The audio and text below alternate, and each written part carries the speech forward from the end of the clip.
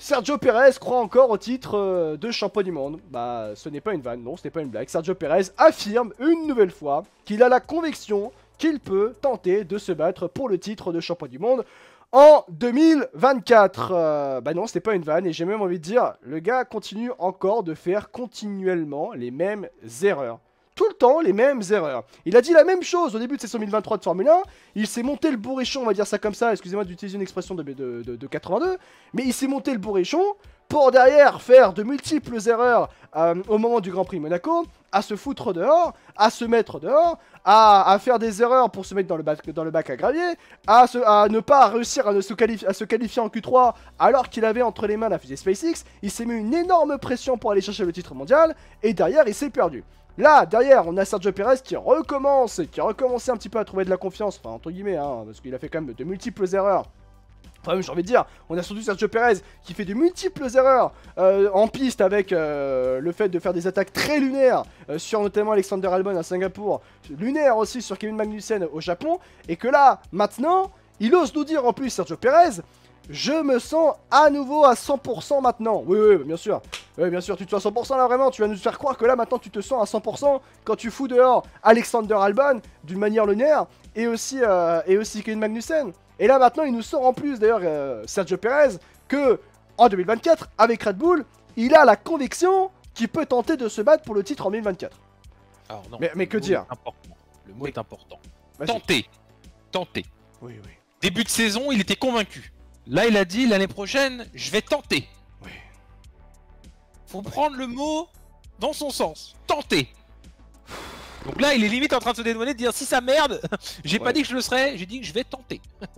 Non mais tu conçois quand même que nous sortir, allez on va dire ça, tu conçois quand même que de dire j'ai la conviction que je peux tenter de le titre mondial l'année prochaine, au bout d'un moment, non, stop. Et en plus, c'est se foutre une pression inutilement. Il a vu ce qui s'est passé là cette année. Il a vu que c'était pas possible. Il a vu que comment ça s'est terminé pour lui. Il a vu aussi surtout que Red Bull est en train de mettre une pression en lui disant écoute, c'est simple, si tu continues à faire ça, tu vas pas rester avec nous l'année prochaine. Là, il s'est calmé et il continue à faire des erreurs, mais il a sa place assurée en 2024. Là, c'est clairement, encore une fois, se foutre dans une situation où de se dire bon, bah écoutez, je me remets dans la même situation qu'au début de l'année, je vais potentiellement refaire les mêmes erreurs parce que bah, je peux pas personnellement tenir en termes de niveau face à Max Verstappen, surtout dans une écurie qui est tournée à 100% sur Max Verstappen, donc il va se remettre tout le monde à dos, et on va repartir dans la même histoire. On n'est pas à l'abri que même si on continue avec, avec cette histoire-là, on n'est pas à l'abri que l'année prochaine, ils refassent les mêmes erreurs et que Red Bull se dise à la mi-saison, bah écoute Sergio, bye bye, tu t'en vas et on va mettre quelqu'un d'autre dans la voiture pour la deuxième partie de saison. On n'est pas à l'abri de ça. Sergio Perez joue à un jeu, encore une fois, immensément dangereux. Et il n'a pas besoin de faire ça. Il n'a pas besoin de faire ça. Non, en fait, le truc, c'est qu'il y a juste besoin de se faire petit actuellement. Ah oui, oui, très petit même. Il parle un petit peu tôt. Alors, c'est sûr que oui, c'est le dernier Grand Prix, ça a été une catastrophe monumentale. Ouais. La saison en elle-même est très compliquée de sa part. Maintenant, sur ces dernières courses, notamment Singapour et Japon, c'est juste qu'en fait, il était nulle part. C'était que le fantôme de lui-même.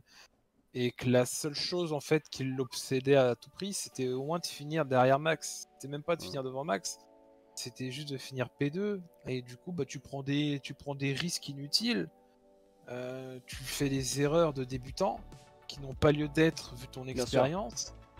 Et au final, ça te met dans une position encore plus compliquée qu'elle ne l'était déjà. Déjà que tes performances en qualification ne te mettaient pas forcément en valeur, si en plus tu couples ça avec des erreurs de pilotage parce que tu fais tout ton possible pour combler ton retard en piste avec Max Verstappen, quitte à faire de la merde, bah ça devient problématique. Et si en plus de ça, par-dessus, tu rajoutes une déclaration un peu plus mesurée, mais quand même similaire à ce début de saison, quand tu vois l'approche qu'a Red Bull avec Max Verstappen, Bah, tu peux pas me dire que t'es à 100% là. Là, on peut clairement dire que t'es pas à 100%. Merci beaucoup Marie, merci beaucoup, je coupe pour dire merci beaucoup Marie pour ton raid. Bienvenue à ceux qui étaient sur un live où ça parlait de Kazoo, où ça parlait aussi de Paris-Brest, j'espère, notamment quand je suis parti. Et la petite punaise de lit, merci beaucoup pour ton follow, merci beaucoup Marie, merci beaucoup, ça fait extrêmement plaisir de voir ce bon petit raid. Est-ce que tu es au stream ou est-ce que le Paris-Brest est la pâtisserie? Oui, oui, j'étais à ce stream là, on va dire que le Paris-Brest est l'excellence au plus possible, l'excellence absolue, le Paris-Brest. Alors avec le pain en raisin aussi bien sûr, le Paris-Brest met tout simplement une tempête aux autres gâteaux. Voilà Cactus, je suis très heureux de te voir dans ce chat et que tu puisses sans dire ça. Et clamer ça haut et fort, bien sûr, ça fait extrêmement plaisir. Pour ceux qui viennent d'arriver, bienvenue. Merci beaucoup encore une fois Marie pour ce magnifique raid. Coucou Alex, je les ai bien dressés et ça c'est beau. Merci beaucoup Marie, merci beaucoup. Qu'est-ce que je veux dire? Pour ceux qui n'arrivent, on parle Formule 1 encore une fois ce soir les amis, par rapport à un pilote qui prétend être, on va dire qu'il prétend être Kylian Mbappé. Alors qu'il n'est pas Kylian Mbappé, qu'il prétend être une excellence et finalement il n'est pas réellement très très bon et ça peut lui poser problème, oui, on va dire ça comme ça. Le mec se prend pour Mbappé, au final c'est Icardi quoi. Voilà. Ouais, j'ai essayé de trouver un truc pour ceux qui connaissent pas le foot aussi. Hein, mais... Ouais, bon, ça va, Icardi est quand même passé au PSG, je pense que certains le connaissent. Ouais. Mais par contre, Jérém, c'est vrai ce qu'il a dit? Bah, par rapport à Sergio Perez, là, est-ce qu'il a vraiment dit ça? Parce que c'est drôle. Sergio Perez a dit que les médias sont beaucoup moins indulgents avec lui qu'avec les autres pilotes. Alors là, excuse-moi. Là, il y a un moment, frérot, t'abuses. Il y a des limites, mon ref. Mon ami, tu peux pas dire ça. C'est pas être dur. Ouais. Ah, quand même, il y a des limites. Non, il y a des limites. En parlant de Russell, il s'est craché dans le dernier tour en se battant pour la deuxième place, mais personne n'en a parlé. Si cela m'était arrivé chez Red Bull, il y a immédiatement 300 médias qui disent que vous devez être remplacé. Faux. Ah, c'est faux. Mais c'est faux. On en a parlé. On en a beaucoup parlé. Non, mais ça, c'est que le truc, c'est qu'en fait, on parle de Sergio, le truc, c'est qu'on ne le compare même plus ou même pas à Verstappen, en fait. C'est ses performances uniquement de Sergio Perez chez Red Bull. Oui, Coco, on comprend que ta voiture, elle est faite pour Max, que c'est compliqué pour toi, forcément, d'optimiser le matériel que tu as en place. Mais t'as quand même 10, 11 saisons d'expérience. T'es quand même apte un minimum de t'adapter à cette voiture.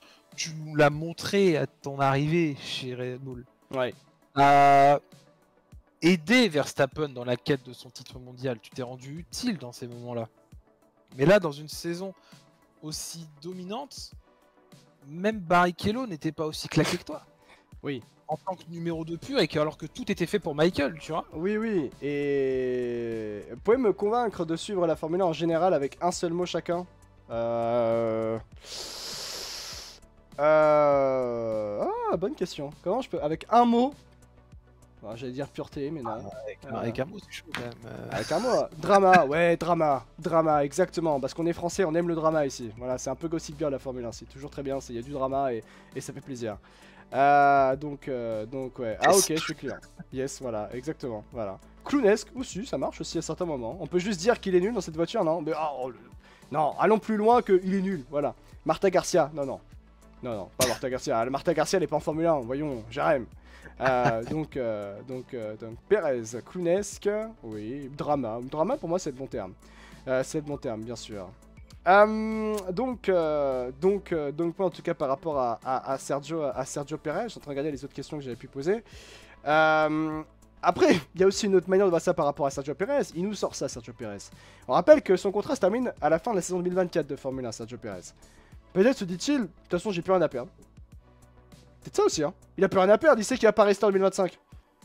Ah non, mais ça il l'a pas encore compris. Oui.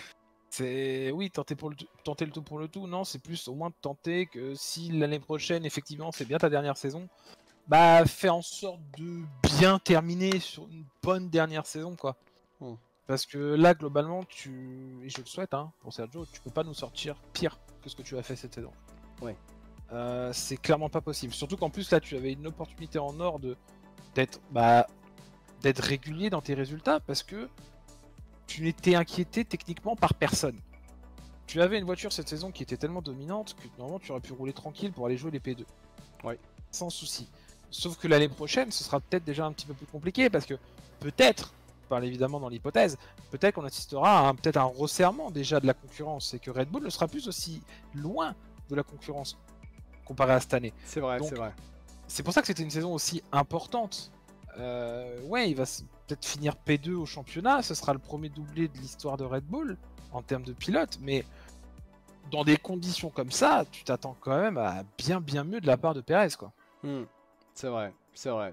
On verra en tout cas comment les choses vont aller par rapport à Sergio Perez qui affirme qu'il a la conviction qu'il peut tenter le titre mondial l'année prochaine, les copains.